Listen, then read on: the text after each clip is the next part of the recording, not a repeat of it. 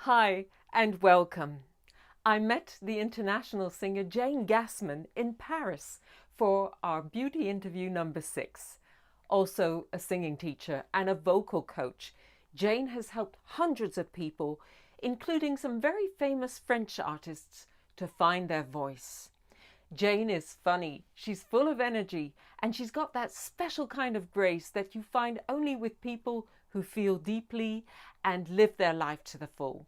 So welcome, Jane. What do you see when you look at yourself in the mirror? In the morning, you mean? Whenever. Whenever. Whenever.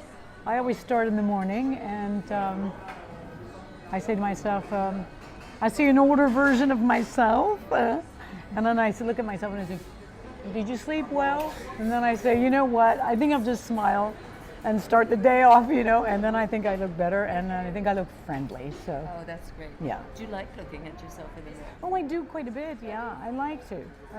Yeah, I mean, I'm always trying to figure, the old thing, and I mean, I think when I see myself on film, I'm always a little shocked, because you don't really see you don't really see yourself as you are exactly. You have an image of yourself, I think, and then you see it and you're like, oh, that's me. It's almost like when you record too, people record and then they're like, oh, is that my voice? Have you always had a good relationship with your mirror? No, oh no, not at all. Not at all, no. Well, we've had, but you know something, I love mirrors. Why is that? Oh, I just love them. I have them because they bring light, first of all. They reflect anything you said to them, and in Feng Shui, you have to be careful where you place them, and not sleep with them, and all that stuff. And I like mirrors. I collect mirrors, actually. I have tons of mirrors at my home. Yeah. I have a mirror that I when I first came to France, and I still have it. I've had it for 30 years. I've been in France for a really long time. And I inherited that mirror, and it traveled with me with every place I had gone, and it's huge. It was a mirror that was on a fireplace, so it's huge, it stands, and I've taken it everywhere. The last apartment, it had to come through the window to come in. I love mirrors. I love them, yeah. Have you ever broken a mirror? Not often, not often. The only mirrors I ever broke were little hand mirrors, I'm like, oh. But no, not often, no, and I've had a lot. I've actually found mirrors in the streets and I brought them home. Yeah. In the street? Yeah, as I live in Vincennes, they used to put things out in the street. So people used to comb the streets at the time. It would be like Sunday to Monday, the first Sunday and Monday of the month, and I always found mirrors. And I bring them home. I say, here, we're going to put this one here. And I have tons of mirrors. And mirrors are good as a singer too, because and a singing teacher, which I do. It's good to check your posture. It's good to check, you use them as a tool. And I like to exercise too, so it's all good. It's all good. I don't say I have a good relationship with a mirror as far as what I'd like to see in it, but I don't care really. I like it. Do you find yourself beautiful? Sometimes, yeah. Sometimes. And other times I find myself kind of quirky. I say I have some aspects of my face I can see my ancestors in, so I can see my grandfather on one side of my face and my father in another and my mother, so I find that kind of funny. But put together, I can put it together sometimes rather well, I guess. I think I'm more quirky looking than traditionally beautiful, personality. I suppose you have professional headshots. Do you know what pictures, what is it you want to convey in a picture? And do you know when a picture is good or not? Oh, yeah. So when I first came to France, I worked in fashion, and so I used to be someone who edited pictures for, and I can look at pictures of anybody and say, that's a good one, that's a really good one. So I use it on myself too, but there's some things you just can't change about yourself, I mean, especially as you get older. You just have to go with it, And I don't Photoshop photos because I do a lot of videos. Now, as I explained, I do an online teaching method, so you can't Photoshop that. You have to get the right angle and the right lighting and then go with it, and sometimes you see that some things are less flattering than others, but if globally the energy is there, you know, and the sincerity is there, you have to go with it. You are who you are, you know. So it's that energy is the inner beauty that shines through. Well, it's the caring part of human, you know, who you are, you know, and really to be able to look into someone else and not be thinking about yourself, you know. If that energy comes out, you know what I mean? Yeah. Yeah, that's really interesting. Yeah. So, Jane, you're American, Yes. and you've lived for a long time in France. Yes. What's the difference in the perception of beauty in the States and here? Well, it all depends on what I think in what aspect of life you're talking about. Because I'm a singer, so I work with singers. I work with people who present themselves in their physicality, and in America, obviously it's Hollywoodish, you know, like bright smiles, and you know, there's some kind of a plasticity in American beauty that's kind of figé, you know, kind of like, which I think is sometimes. A bit stifling, you know, but then there's in France it's a little more laissez-faire, you know, the women are more natural, if you like, and but I think in true beauty is there's no denying it, you know, true beauty, you know. So what do you call true beauty? Well, there's different sorts of levels of beauty, right? There's a certain person you'll see and they're just like stunningly beautiful. They just, you know, the hand of God came down and like, gave it like all the proper proportions and all the beautiful things, you know, and that's wonderful to look at, male or female or children or older, or, you know, there's that real beauty that, you know, you think that of symmetry in a person's look. But then there's other beauty, all kinds of beauty, but all kinds of beauty. There's beauty from experience, you know, when something comes out of someone and you know that they're themselves and their life speaks for them. That's stunningly beautiful too. Authenticity? Authenticity, yeah. Oh yeah, definitely authenticity. I don't think anything fake is beautiful, actually. Well, it all depends. Fake. Everything is with a grain of salt. You know what I'm saying? I think. I don't know. Okay. Yeah. So we play a little game. Yes. Okay. With a few quotes from famous people. Okay. Quotes on beauty. Would you like to pick a card? Okay, I did pick one that when I placed back. I'll tell you another one. Read it out loud and tell me what you Okay. think. The soul that sees beauty may sometimes walk alone. Good. The soul that sees beauty. Yeah, absolutely, definitely. As I'm a singing teacher and I work a lot in music, there's a lot of mainstream music that everybody listens to and likes, and I don't particularly find very beautiful.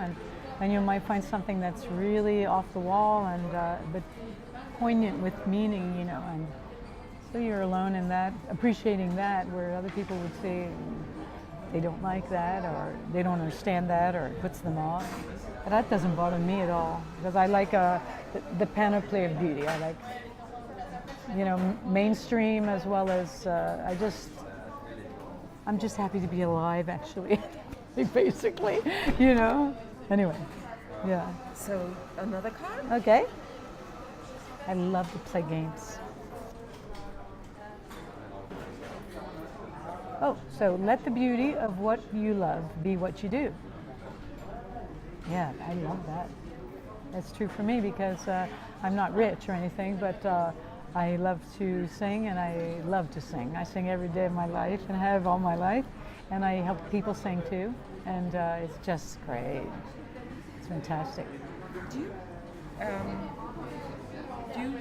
talk about the beauty of the voice? Yes. What's a beautiful voice for you? For me, a beautiful voice is a free voice.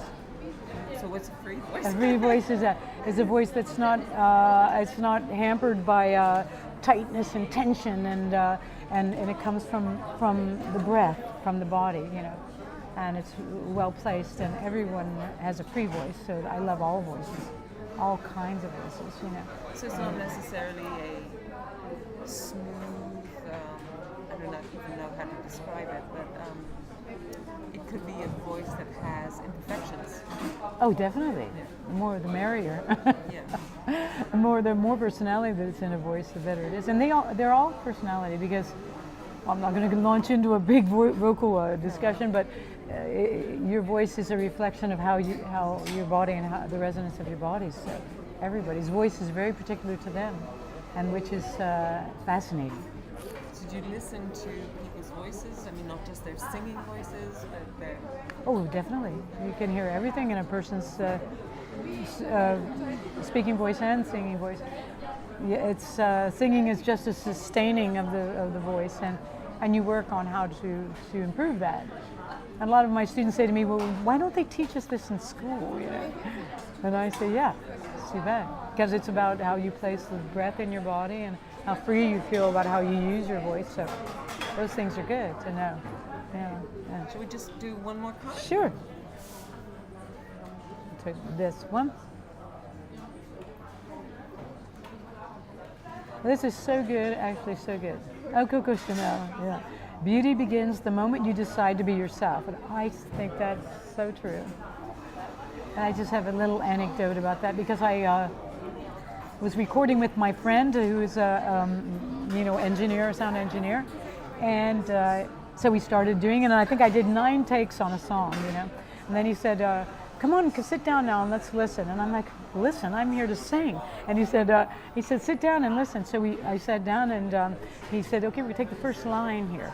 And we listened to it. And then the second take, let's listen to the second line. "Oh, I like that word," he said. We listened to the third line. "Oh, that's really good there." And look at this. And he took bits and pieces of everything, and he made the first line. And the first line, I was rather embarrassed, because the first line was exactly me. It wasn't me trying to sound good. It wasn't me trying to be good. It wasn't me trying to really do the thing. It was little quirks and things that I had in my voice that he built. So you're a team when you make a record anyway. And that was fascinating. And that was, to me, like, and I tell my students the same thing, you know, let it go, because what you have to say is much more interesting, and the way you say it is much more interesting than if you had done something pat and dried and perfect, you know. Do you tell your students that they're beautiful? Oh yes, definitely. Oh yeah, definitely. Because a teacher, as you know yourself, the more you encourage, the better. Not encourage, the confidence you can give to someone is of utmost importance. You can't do it for them, but they have to do it, and they have to feel like they can do it, you know. And I think it's important. So many people gave me confidence in my life, so and I loved them for it, you know. And I did what I could, and I did lots of things that were fun, and I learned a lot doing it. So I think that it's important to feel that you can do something, you know. You know, that's the most important thing, I think. Feeling a gift for your students.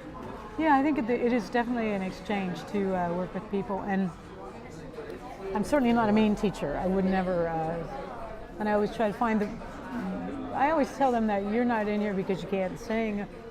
You're not in here because you don't have a voice. I said you're in here to maximize what you have. And